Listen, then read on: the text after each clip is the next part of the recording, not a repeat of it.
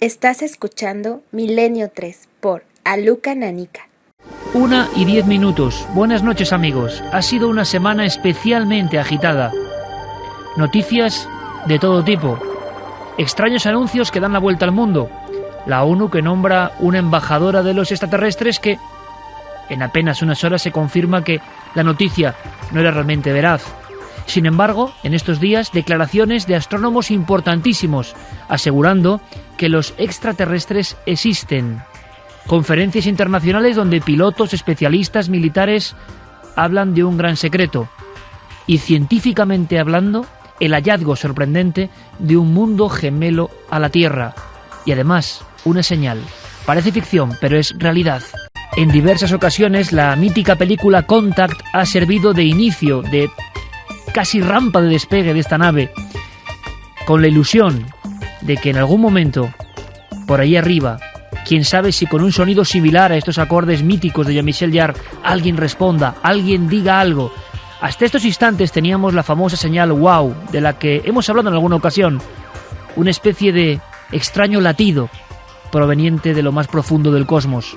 Pero esta semana y no otra, además se confirma que en dirección, en el rumbo de ese mundo parecido al nuestro, parece ser que alguien o algo, si no es casualidad, si no es error, ha emitido una señal de otros hermanos cósmicos. Evidentemente, ha sido tal el cúmulo de informaciones de última hora que parece que algo está pasando, que algo flota sobre el mundo.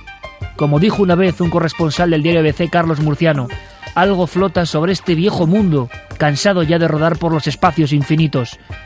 ¿Qué? ¿De dónde? ¿Desde cuándo? Las mismas preguntas de ese artículo escrito hace más de 40 años sirven ahora, porque el misterio de si estamos solos o no en el universo sigue siendo igual de fascinante, igual de irresoluble. Pero para algunos, y no son precisamente ufólogos o apasionados en la materia de los ovnis, para algunos científicos, estamos muy cerca. Hay quien dice que ya se tienen datos. Hay quien afirma que de unos meses a esta parte se está preparando a la opinión pública mundial a nivel global para dar la gran noticia. ¿Qué noticia? Y con esta música de fondo, donde se oyen casi el respirar de las galaxias, el latido, el magma, las galaxias lejanísimas, los mundos quizá todavía sin nombre, todo eso nos sugiere una poesía, una especie de eterno anhelo del ser humano. ¿Haremos un día un programa confirmando que hay una señal de SOS, de bienvenida, esperemos que no agresiva, en el confín de las estrellas, en el confín también de la imaginación del ser humano? Decía Carl Sagan que de momento el hombre es la única forma que tiene el universo de interpretarse a sí mismo. El hombre como polvo de estrellas es la única conciencia que comprende el misterio del universo. Esta semana han pasado cosas, amigos, y de esas cosas, y de otras muchas más, vamos a hablaros. Para que entendáis el nivel de repercusión que ha tenido en algunos ambientes, un pequeño fragmento simplemente, luego lo haremos con ellos. José Manuel Nieves, director de ciencia de ABC, al recibir el teletipo de esa señal, ese pulso de algún lugar, quizá dentro de unas horas haya noticias que digan que no es cierto, o quizá no, pero Nieves se quedaba sobrecogido. Si esto es verdad, es la gran noticia. O sea, a mí me llena de asombro y de expectativa, es lo único que puedo decir. Espero más noticias, espero que esto intensifique las investigaciones y espero que de una vez por todas podamos decir que hemos encontrado una señal procedente del espacio. Por supuesto, acudíamos también a otro buen amigo y asesor científico de este programa, Miguel Gilarte, director de la Asociación Astronómica de España, director del Observatorio del Almadén de la Plata en Sevilla, y él tenía la misma sorpresa, pero también la confirmación de que algo se está moviendo ahí arriba y de que quizá pronto tengamos una noticia sensacional. Bien, bueno, pues hace algún tiempo se descubrió un potente impulso láser que ahora sabemos procede de un rincón del cielo que conocemos con precisión, y ahora un impulso láser que parece proceder de aquella región. Bueno, pues podríamos hablar de una coincidencia, pero ¿y si no lo es? Pues podríamos estar hablando de la primera señal extraterrestre. Carmen, buenas noches. Buenas madrugadas, Iker. Ampliaremos en la segunda hora toda esta información, debatiremos sobre todo lo que está ocurriendo, que son muchas cosas. Pero antes tenemos un caso que quizá tenga que ver, quién sabe, con estas apariciones del futuro o del pasado que de vez en cuando se cruzan en nuestro camino. Pero las noticias, los teletipos, porque incluso algunos han sido portada, ¿qué dicen en resumidas cuentas? Pues esta semana nos levantábamos con la noticia de que astrónomos estadounidenses habían descubierto el primer planeta fuera del sistema solar que cumple con las condiciones de temperatura y gravedad para ser habitable. Junto a ese planeta hay 6 que le rodean y a todo eso lo han llamado una zona habitable. Precisamente desde esa zona habitable, el año pasado, el 30 de mayo, se emitía una noticia que decía que precisamente en esa zona habitable había habido un pulso láser que uno de los investigadores del SETI, ese proyecto para encontrar vida extraterrestre, había detectado. O sea que la voz viene de esa dirección, hablando ojo de buen cubero. Totalmente, del punto exacto donde ahora los científicos creen que puede haber vida. Con este lecho sonoro que es el lecho del espacio, del universo, de las galaxias, lanzamos por supuesto ya la encuesta interactiva. Encuesta en la que ya pueden votar nuestros oyentes en ikerjimenez.com. La pregunta de la semana: ¿nos están preparando para la confirmación de la existencia de vida extraterrestre? Don Santiago Camacho, buenas noches. Buenas noches, Iker. Hoy hay una cantidad de noticias increíbles. La portada del País habla de un caso, inimaginable de investigación con cobayas humanas en Guatemala. Será motivo de investigación y análisis por parte de Santiago Camacho, pero la primera información, el primer titular tuyo, compañero, tiene que ser sobre todo esto que casi nos arrolla, ¿no? Toda esta información de los últimos días a nivel espacial y de quizá trazas de inteligencia en el espacio. Pues sí, porque la acumulación es tremenda. Desde el extraño episodio de la embajadora de la ONU, que yo todavía no pondría la mano en el fuego de que sea un bulo del todo. La seguridad nuclear de los Estados Unidos comprometida por ovnis, y ya nos meteremos en eso. El astrónomo del Vaticano dispuesto a bautizar a cuanto alienígena se le ponga a tiro. Stephen Hawking hace no tanto tiempo hablando sobre la posibilidad de un contacto. Nos vamos a Marte. El Congreso de los Estados Unidos ha aprobado 19.000 millones de dólares en plena crisis económica para el proyecto del viaje de la NASA a Marte. Libros con pretensiones de bestseller que van a salir este mismo mes en Estados Unidos, que ya hablan de cómo va a ser la vida después del anuncio. En fin. ¿El anuncio de que no estamos solos? Efectivamente. En fin, e incluso nuestros colaboradores científicos, que suelen ser bastante cautos, los acabo de escuchar ya mencionando remotamente la posibilidad de ese contacto. Yo empiezo a creérmelo. Lo importante también, por supuesto, es lo que opináis vosotros, amigos de esta nave del misterio radiofónico. Ahí están las vías de contacto, las abrimos.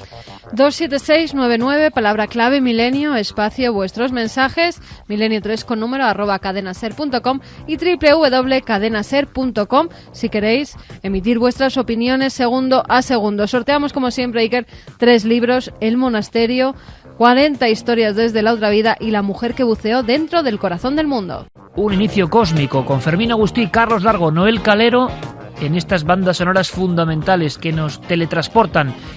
Y queda alguien, claro que queda alguien, que estoy seguro que está ya mordiéndose las uñas, que ha traído además, aunque lo descubriremos luego, documentos interesantísimos de lo que ha pasado esta semana en Estados Unidos. Le pido un primer titular, conectamos directamente con Málaga. Javier Sierra, buenas noches. Muy buenas noches. Pues el titular que yo añadiría a todos los que ha dado ya Santiago Camacho es que en esta semana de locura, donde parece que estamos recuperando viejas expectativas, porque esto es algo que, en fin, reemerge cíclicamente en nuestros sueños, pues salía una noticia también en la prensa británica de un personaje llamado Kirsan Ilyumzhinov, que es el presidente de la Federación Internacional de Ajedrez, que es la segunda, para que nos hagamos idea, después de la de fútbol, más compleja y más grande del planeta, diciendo que el ajedrez lo han traído a la Tierra los extraterrestres. En fin, todo eso junto. Y en ese caos, mezcolanza, cruce de historias, vamos a ahondar nosotros, y vosotros, por supuesto, lo que estáis ahí, al otro lado del receptor, escuchando desde cualquier lugar del mundo, de un mundo que late de una forma quizá diferente. Declaraciones de los principales astrónomos asegurando que tienen pruebas, que hay pruebas ya de que no estamos solos. ¿Se caerá todo esto como un castillo de naipes o hay algo más? De momento, y quizá el asunto esté entreligado, nunca lo sabremos, como visiones desde la prehistoria hasta el futuro, hay cosas que ocurren. Muchos testigos lo saben, Cosas que ocurren, por ejemplo, en mitad de la noche, en mitad de una carretera. Pocos programas con tanto eco, con tanta fuerza en la audiencia, como cuando aquí hemos reflejado historias de los oyentes que se habían encontrado con algo en mitad del camino. Recientemente nos llegaba un caso, y ese caso va a ser protagonista a partir de estos minutos. 1:22. Estamos ya todos y hemos cambiado casi el artefacto sideral y espacial que cruza el infinito y casi nos situamos en un vehículo, en un camino, en un lugar de nuestra piel de toro. Muchas veces hemos contado historias de personas que se han encontrado con lo imposible y creemos que la inmensa mayoría de esos testimonios son reales.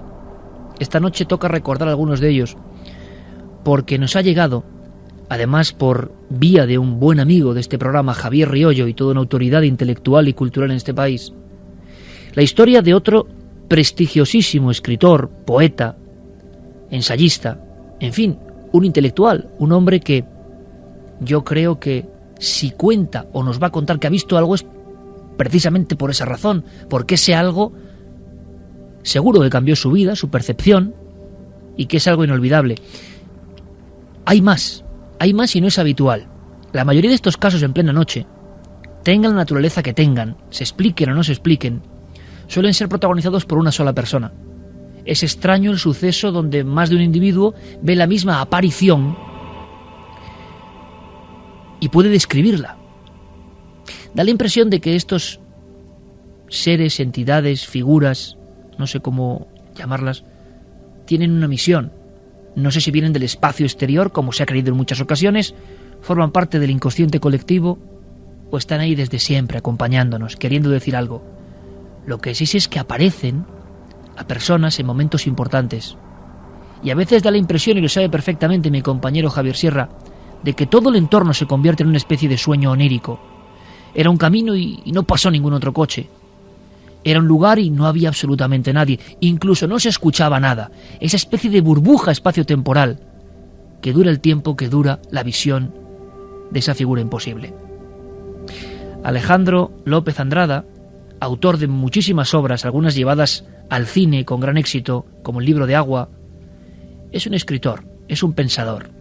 Yo no me imaginaba que entre su biografía se encontraba un encuentro muy extraño. Alejandro, buenas noches. Hola, buenas noches, Iker. Alejandro, primero, muchas gracias por estar con nosotros esta noche tan especial, en que ya ves que además hay noticias que tienen que ver, quién sabe, ¿no?, con ese viejo sueño de la vida más allá de la Tierra. Me impresionó mucho cuando Javier Riollo me comentaba aquí en la redacción de la cadena SER que tú habías tenido directamente un encuentro con algo, pues casi insólito, ¿no?, en mitad de la noche, y yo no sé si hace mucho tiempo o no. Bueno, la verdad que fue algo insólito e imposible. Ocurrió hace ya 8 años, en el 2002. Fue una noche de difuntos. Bueno, yo iba con mi hija y con otra chica irlandesa. Había venido a España en un intercambio y serían las 6 de la mañana o algo así.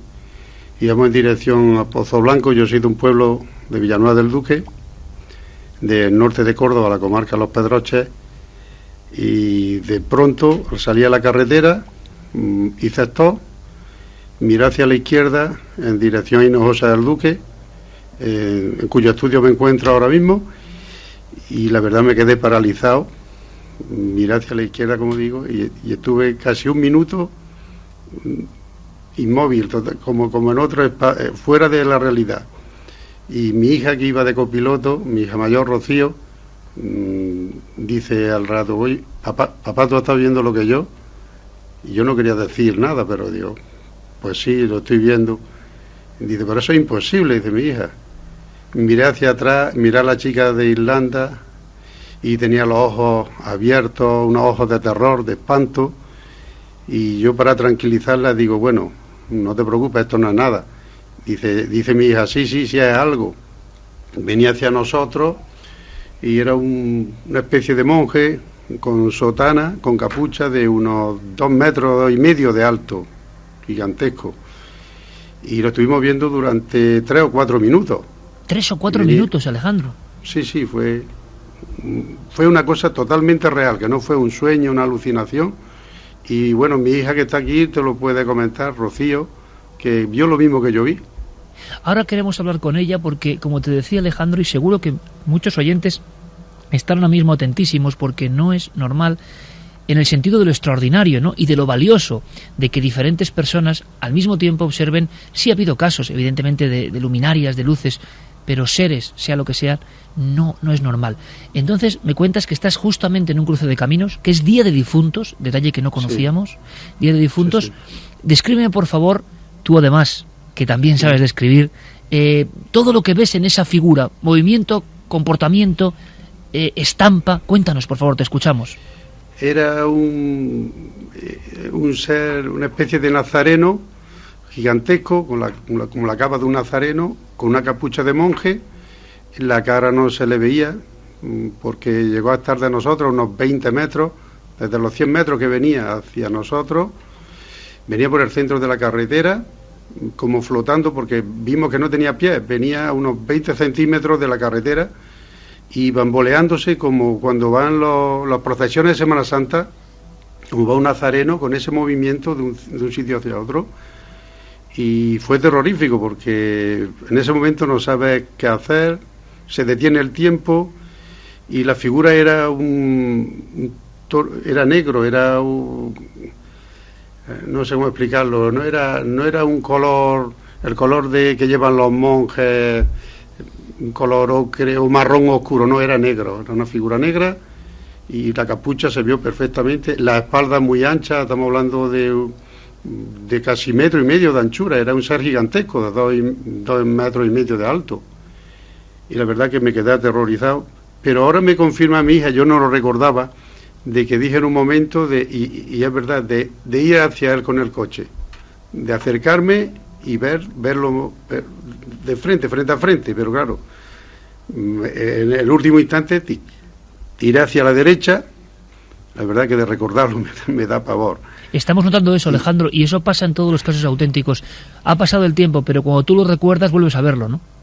Sí, lo estoy viendo tal como entonces. Venía por el centro de la carretera. Curiosamente estaba el cuartel de la Guardia Civil a un lado y el colegio público de GB al otro lado. Y yo decía, ¿cómo este hombre o este ser viene delante del cuartel a las 6 de la mañana, 6:30 de la mañana, y hacia nosotros? Que era una cosa tan fuera de la realidad y tan absurda que te queda fuera de control, te queda pasmado, como decimos aquí, ¿no? Cuando sales con el coche, ¿logras verlo a tu espalda? ¿Las luces de los frenos logran iluminarlo o aquello se desvanece allí? Totalmente. Quería contar el final. Después de esos 3 o 4 minutos, torcí en dirección a Pozo Blanco, la carretera Pozo Blanco, y muy despacito vi que venía un coche de Hinojosa por detrás, y esperé hasta que llegó a la altura de esta visión, la traspasó literalmente y desapareció. Vamos, vi los focos traspasándolo. El otro coche llega a traspasarlo. Coche, sí, lo traspasó. Era una coche que era una cosa que era material, el monje era material, estaba ahí, y sin embargo era como un holograma, porque lo traspasó el coche y se deshizo. O sea, algo que me dejó hecho polvo. Oye, Alejandro, una cosa, antes de hablar con tu hija, tú que eres un hombre, un escritor reconocido, no sé, ¿lo has contado a otras personas? ¿Te ha causado algún tipo de disturbio, de problema, afirmar un caso tan alucinante? Claro, hay gente que no lo cree, porque, bueno, amigos, el caso de Javier Riollo, escritores, Julio Llamazares, que es muy buen amigo mío, lo he comentado, otro poeta como Antonio Colina, muchos amigos, otro Felipe Benítez Reyes, varios escritores, varios amigos, y la verdad que se quedan estupefactos. Bueno, el mismo Javier Sierra, que recuerdo que se lo conté en una ocasión, desde luego, que estuvo en Dos Torres, aquí en un pueblo de la... No sé, Javier lo debe recordar.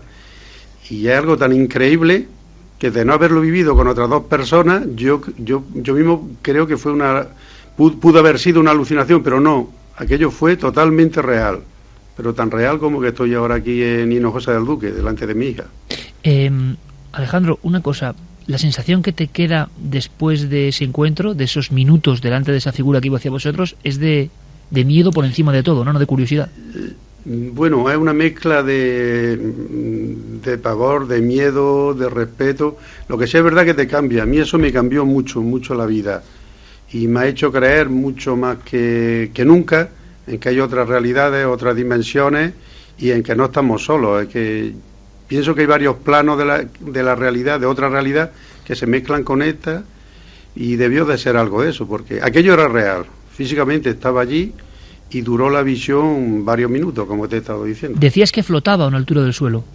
No Sí, llegaba a tocar unos el 20 suelo. minutos, no tocaba, los pies no tocaba el suelo. Y había como si tuviera aire, se bamboleaba, es decir, la túnica o el hábito de aquel monje, aquello extraño, se iba bamboleando como si tuviera algo debajo, aire o algo así. Voy a hacer un gesto a mis compañeros Carlos y Fermín. Me gustaría que conectasen directamente con nuestro compañero Gonzalo Pérez Sarrón, Extremadura, que yo estoy seguro que está escuchándonos en Navalmoral de la Mata y está ahora mismo que si no da un brinco, porque la descripción que hace Alejandro es exactamente igual, idéntica, hasta los detalles del bamboleo de la túnica, la distancia al suelo, la altura del ser, la capucha, el color, el recorrido. Es el calco de un caso que él conoce muy bien. Y Javier Sierra también conoce muy bien los sucesos, el pavor vivido en el pequeño pueblo de Saucedilla en 1984. Javier Sierra, creo que cuando estamos escuchando esto estamos viendo la misma figura, mismo comportamiento, y hasta allí los niños decían que se bamboleaba la túnica como si tuviera un patín, no era un caminar de hombre, sino como si algo lo transportase. A mí se me estaba poniendo la carne de gallina porque es el mismo retrato robot, idéntico, Javier. Y no solo Saucedilla, podríamos hacer un repaso por muchos otros rincones de la geografía ibérica desde al menos los años 70 a nuestros días, y hay varios casos de ese tipo que son realmente sorprendentes. Lo que nos está contando Alejandro, que efectivamente me contó su historia en su momento en Dos Torres hace ya algún tiempo, encaja a la perfección con ese caso, pero también con otros. Por ejemplo, yo recuerdo Yebra, Guadalajara, 1973, ¿no? Cuando un señor llamado Cirilo Gómez, un pastor de ovejas, se encuentra con un personaje prácticamente idéntico al que nos está describiendo Alejandro, con características muy similares. También está como flotando a unos centímetros del suelo, no le ve los pies en ningún momento, tiene esa especie como de bamboleo.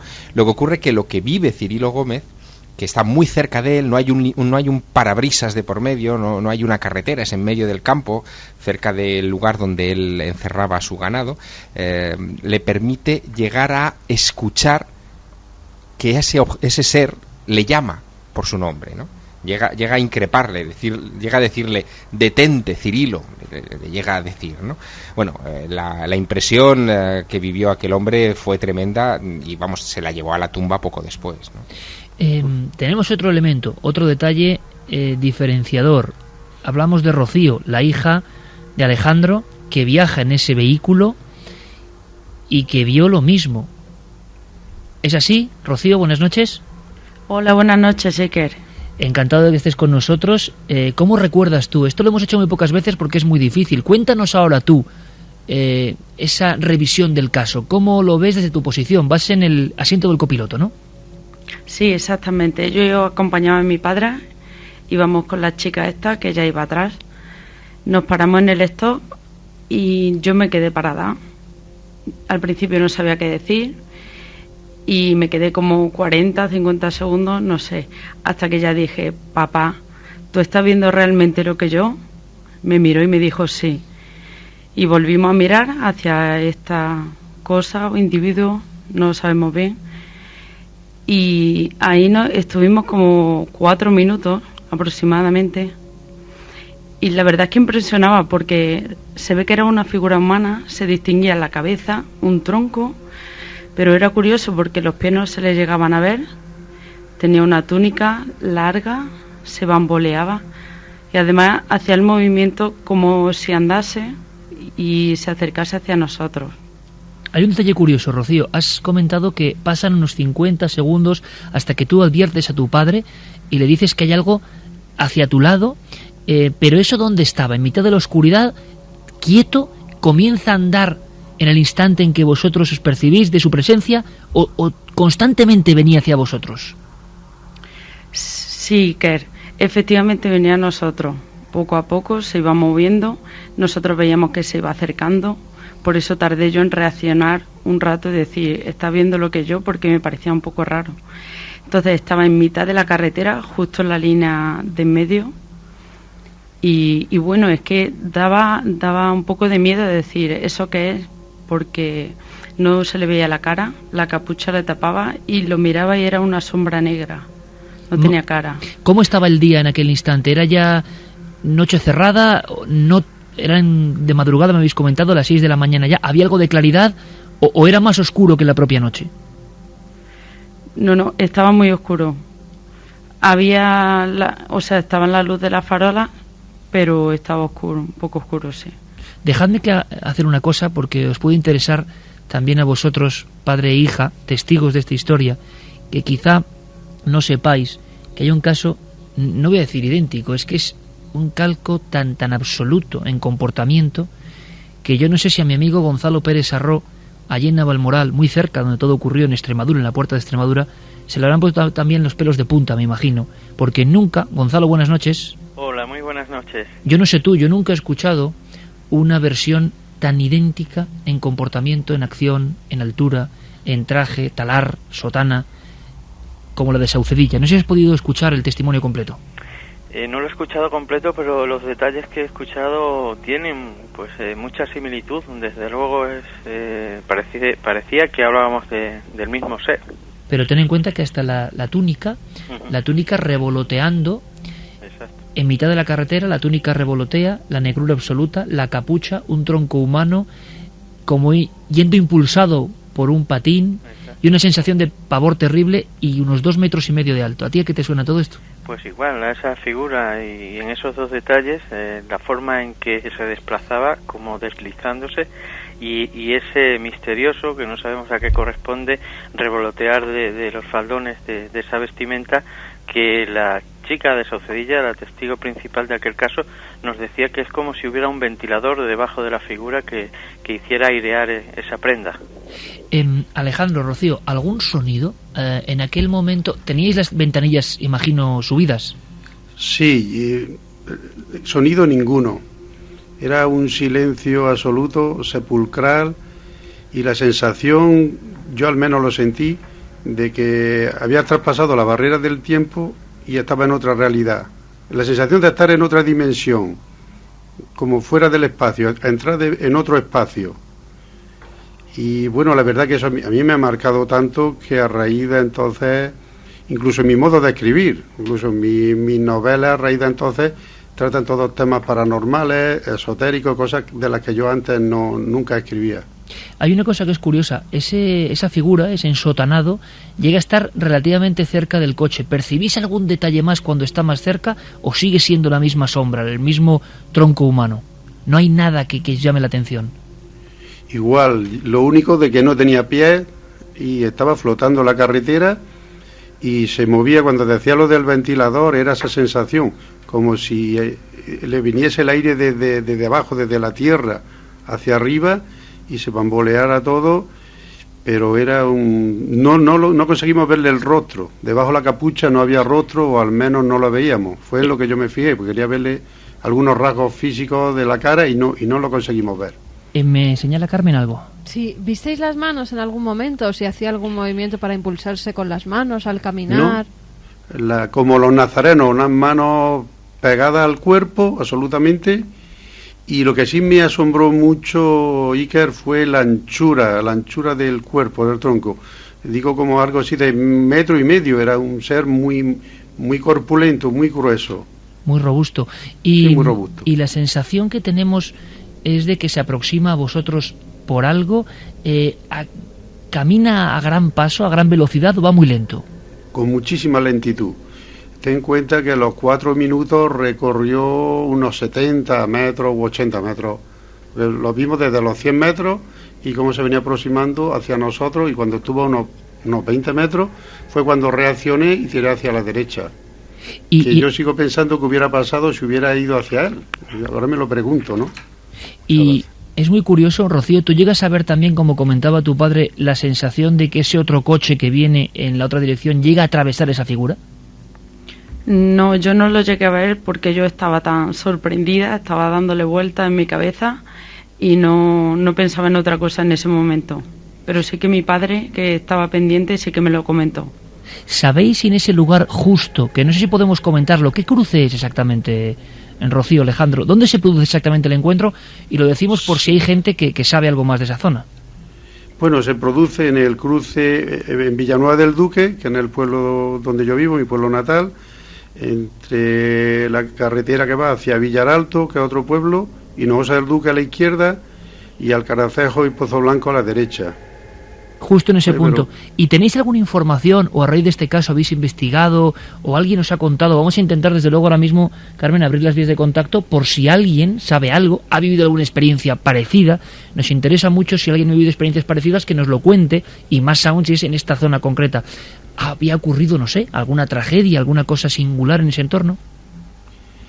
Bueno, ahí antes, cerca de ese lugar, antes había mucho eucalipto en la carretera y hubo un accidente que murió una persona hace ya muchísimos años, pero tampoco tiene mucho que ver. Lo que sí me recordó al principio fue, yo recordaba a un cura de mi pueblo que murió, un cura que siempre iba con sotana, un cura muy alto, muy corpulento, y que durante el rodaje de la película El libro de la agua también pasaron cosas curiosas y cosas inverosímiles. Pero sí recuerdo que el actor que encarnó a este cura, el personaje, fue Ramón Langa, y hubo algunos momentos en que yo veía a Ramón, se lo comenté, que se transfiguraba y físicamente era el mismo rostro de aquel cura, ¿no? Entonces yo había oído decir que ese mismo año le llevaron a la tumba flores, y lo comenté con una persona, una amiga de secretaria del Ayuntamiento de Villaralto, y yo no sé por qué relacioné que podía ser, como era Noche de Difuntos, que era el espíritu, no sé, de ese sacerdote que venía como a agradecer ese detalle. O sea, bueno, algo más cercano, algo más terrenal, algo más espiritual que cósmico, ¿no? O espacial, algo más que tiene que ver quizá con el más allá, ¿no? Yo siempre creí, exacto, que era una del más allá, era un espíritu, y que estaba allí para comunicar algo, para decir algo. Porque luego era pavor, pero por otra parte, y hubo un momento que empecé a acercarme hacia la figura, lo cual no quería decir que estuviera tan aterrorizado. Es una paradoja. Era como estar dentro de una paradoja, esa es la sensación. Miedo, pero por otra parte confianza, una cosa muy rara. Rocío, ¿sabéis si algún vecino, al comentarlo vosotros, alguna persona, alguna vez, en alguna ocasión, en el mismo entorno, ha visto algo parecido? Pues no, yo lo comenté en mi entorno de amistades, a varias personas también de los pueblos colindantes, y la verdad es que nadie ha visto nada igual.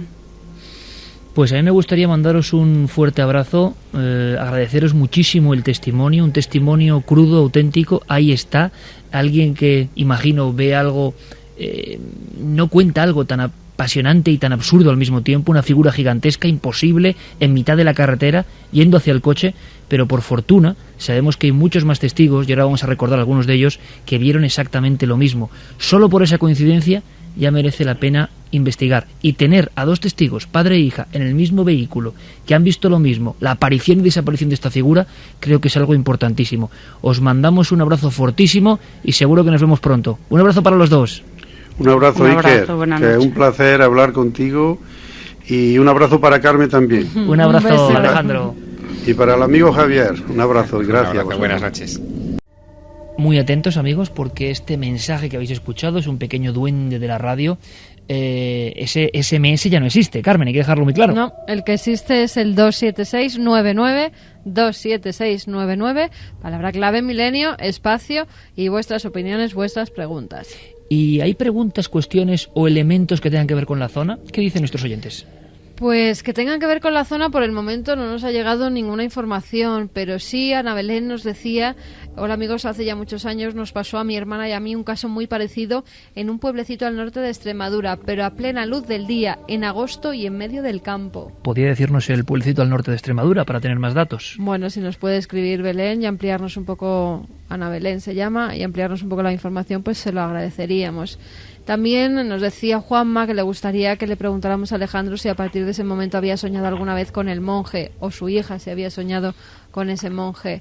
También nos apuntaba Santi de Cádiz, que a él le recordaba a las dos personas que aparecieron en la playa de Cádiz con túnicas blancas. En ese caso tampoco se le veían pies ni cara. ¿Qué os parece? Saludos milenarios. Preguntan porque siempre que alguien ve alguna aparición, esta se produce de noche y en una zona poco poblada. ¿Hay algún caso de alguien que haya visto una aparición a plena luz del día o en mitad de una plaza con gente? Es decir, que no sea un único sujeto al que puede ver el espectro. Bueno, pues en el mensaje de hace 3 mensajes tenía la respuesta. 2 personas en pleno día y viendo un ser, ¿no? Es curioso.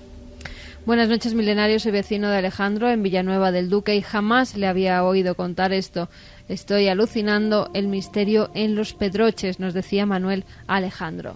Nos comentaba Javier Riollo que era una zona donde también había habido mucha represión en la guerra civil, se había hablado de fosas y de sitios que quizá tengan un significado dramático, ¿no? Pero eso ya es difícil de hilar a estas alturas. Javier Sierra y Gonzalo Pérez Sarrón nos escuchan. Yo sé que Javier también va a sentir cierto escalofrío cuando escuche un documento que es interesantísimo. Es una grabación que tiene unos cuantos años, ¿verdad, Gonzalo? Efectuada en Garganta la Olla. Sí, la hice en 1986 a la hija de Teodosio Gómez López, que tuvo una experiencia muy parecida a las que estamos contando hoy, y esta mujer, Francisca Gómez, ya había hablado para otros investigadores, Juan José Benítez, que quizá fue quien levantó la liebre de este caso, luego también lo hizo contigo, me consta, y esta mujer pues nos contaba el relato vivo de lo que no se le olvidará jamás. Era muy niña, pero dice que cómo llegó su padre a casa, descolorido, pálido, y con un miedo atroz cuando era un hombre que no sentía miedo por nada. Desde bien joven, con 16 años, ya estaba en la sierra cuidando ganado y había estado solo mucho tiempo y nunca había tenido una experiencia que le causara tanto pavor como lo que le ocurrió. Bueno, tan es así que parece que su vida cambió por completo, cambió radicalmente y no volvió al monte. Era un hombre que tenía que encargarse de las castañas en diferentes puestos del monte y es que no volvió a salir. Pues sí, 4 años después de tu entrevista, Gonzalo, yo pude entrevistar también a Francisca, la hija de Teodosio Gómez, con qué fuerza lo contaba, y es que en aquel pueblito extremeño, del norte de Extremadura precisamente, estaban ocurriendo una serie de cosas, una figura idéntica. Pero fíjate, lo que siempre me llamó la atención, seguro que a Javier también, y ahora le pido una opinión, es que pensaba que era la mujer más alta del pueblo, enlutada, y que se había aparecido repentinamente en el monte. Y luego otro elemento que es fundamental en estas apariciones, que no sabemos qué son, pero que la gente ve, que es mantener la distancia exacta con el testigo. Siempre una misma distancia, como si fuese una imagen, más que algo natural o vivo. Escuchamos a Francisca, Garganta la Olla, 1986, esto es un poco túnel del tiempo, y la fuerza de una persona que vio como su familia, su propio padre, quedó lívido desde entonces, con un terror como le pasó a otros vecinos tras el encuentro con la sombra. Fue al llegar a un camino que le llaman La Tortiñosa, pues vio una mujer de negro, toda enlutada, que le brillaba mucho y que el luto, y él pues dice, esto es tía Amalia. Mi padre de verdad dijo, dice, esto es tía Amalia, tía, y ella ni miraba para atrás ni nada, a la misma distancia le llevaba, con la bestia más lista que con la bestia a su paso. Y al llegar a la fuente de la ricera, pues volvió la bestia para volverse para casa. Y dice, yo me voy, yo esto me impone. Y entonces ya dijo, sea lo que el Señor quiera, me voy. Y aquello ya él se mosqueó y claro, ya dijo, pues esto no está bien. Y se volvió para atrás, pero luego ya dice, pues yo me voy para las castañas, sea lo que el Señor quiera. Cargó las castañas, se bajó a casa y lo contó, y a nuestra casa ya estaba lo que él quería, que no lo volviera a contar a nadie. ¿Llegó a verle alguna vez la cara? No, siempre iba adelante y ella adelante, andando no más que de espalda. ¿Las ropas, como decía que negra, negra, dice que la brillaba. Que brillaba. Dice que como cuando era el manto de la Virgen, como el manto de la Virgen que brillaba largo hasta abajo, dice que era la ropa. Y dice que hacía una luna como la mitad del día. ¿Le causó miedo a su padre eso? Sí, bueno, que sí le causó miedo, que no volvió. Investigación de campo, documentos, un pueblo que pasó auténtico miedo con estas apariciones. Evidentemente la figura no era tía Amalia. Javier, tú también, esto es como un bucle misterioso, ¿no? Gonzalo, nosotros, Carmen, hemos estado investigando en ese pueblo, tú también. Garganta la Olla se convirtió en un lugar de apariciones y no sé cómo sorprende, ¿no? Una descripción tan parecida a lo que acaban de contar estas dos personas, esas figuras talares, casi que parecen del románico y que se han instalado en el presente y que acompañan, guían, escoltan a personas. ¿Por qué? ¿Para qué? Mira, yo creo que hubo un momento, sobre todo finales de los 80, primeros de los 90, en el que los que nos interesábamos más por estas cuestiones y nos dedicábamos a la investigación de campo, pues sentimos fascinación por este tipo de casos, porque surgieron unos cuantos, algunos muy antiguos, como los que rescató en su momento Juan José Benítez en libros como La Quinta Columna, que nos impresionó a todos, o La Punta del Iceberg. Pero a partir de ahí surgieron otros muchos en otras partes de la geografía. Yo recuerdo haber ido con José Antonio Campaña, un investigador veterano en estas lides, a pueblos de Guadalajara, de Cuenca, de Soria, recogiendo este tipo de informaciones, y parecían todas historias de pastores, ¿no? La típica leyenda urbana, bueno, en este caso rural, que se va contando de generación en generación y que parece que va a ser difícil ponerle nombres y apellidos, pero en cuanto hacías 2 o 3 indagaciones encontrabas a los protagonistas.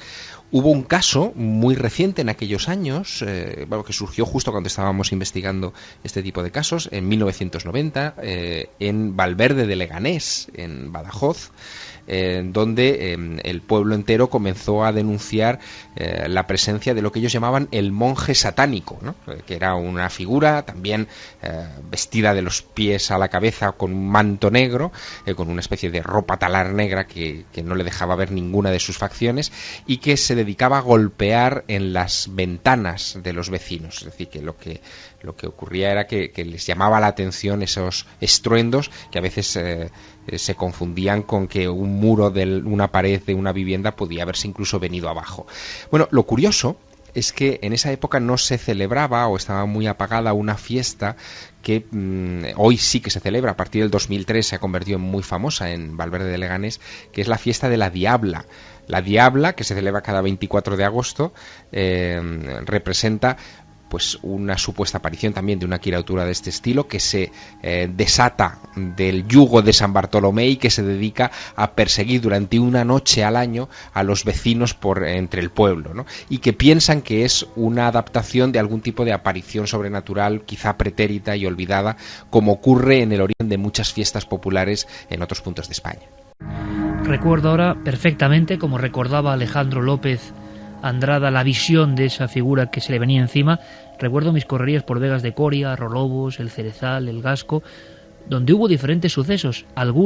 Recuerdo un constructor que sacó un cuchillo de monte, año 95, en mitad de la carretera, porque justo en la línea meridiana del camino había una figura idéntica a la que estaban contando ahora mismo estos amigos. Inconsciente colectivo, algo inserto en todos nosotros y que conecta con una realidad que está ahí. Muchas explicaciones son posibles, muy pocas, imagino, las certezas, pero es curioso.